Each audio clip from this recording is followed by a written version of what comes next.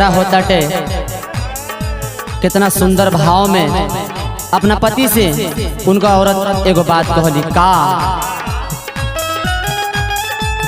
कहताड़ी बिंदिया पे इंडिया के नक्शा बना दो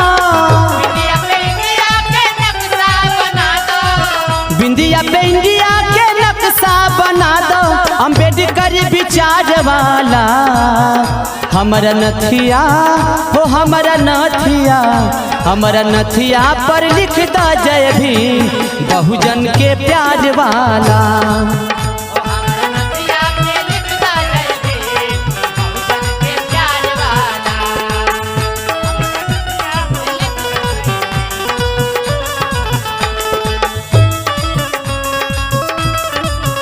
जय भीम नमो बुद्धाय।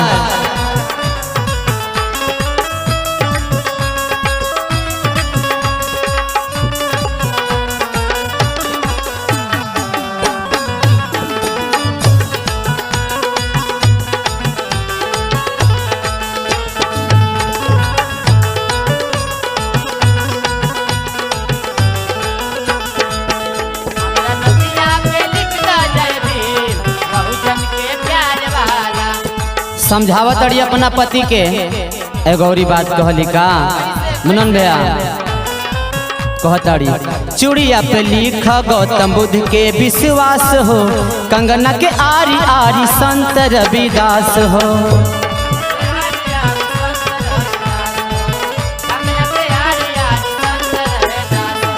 अरे चूड़िया पर लिख गौतम बुद्ध के विश्वास हो कंगना के आरी आरी संत रविदास हो साड़ी के धारी हाया चल के बीचे साड़ी के धारी हाया चल के बीचे अन्ना सुधार वाला हमारा नथिया हो हमारा नथिया पर लिख दा जय भीम बहुजन के प्यार वाला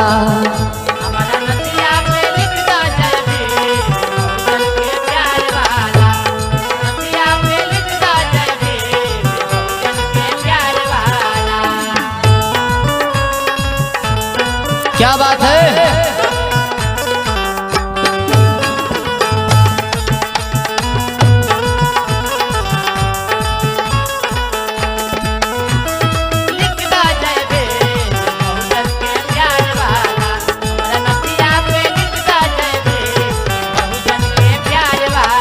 एक और बात अपना पति के समझा के औरत को हताड़ी कैसे कौना भाव में हरे मन टीका पर बहन माया के मूरत कनवाली पकान श्री राम जी के सूरत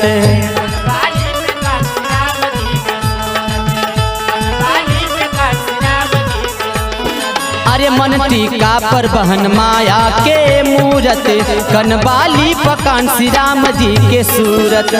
लाली से लिखदा बढ़ल महंगाई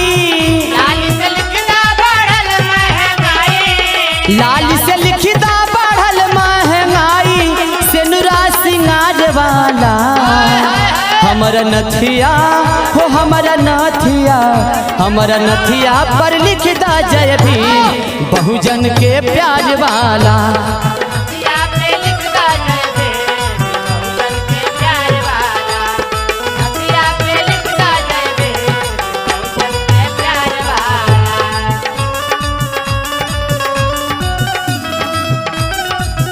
जय भीम नमो बुद्धाय जय भीम।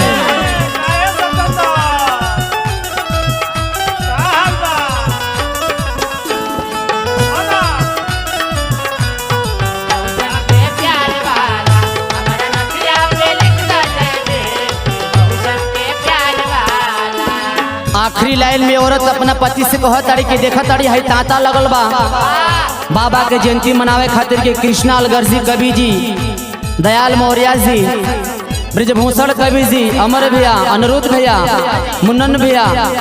अजीत भैया सत्येंद्र भैया मैलाल भैया सभी लोग जाता टे आखिरी भाव में अपना पति के समझा के कह ताड़ी कैसे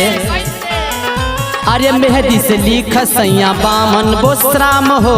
दलितन के दाता बाबा भीम जी महान हो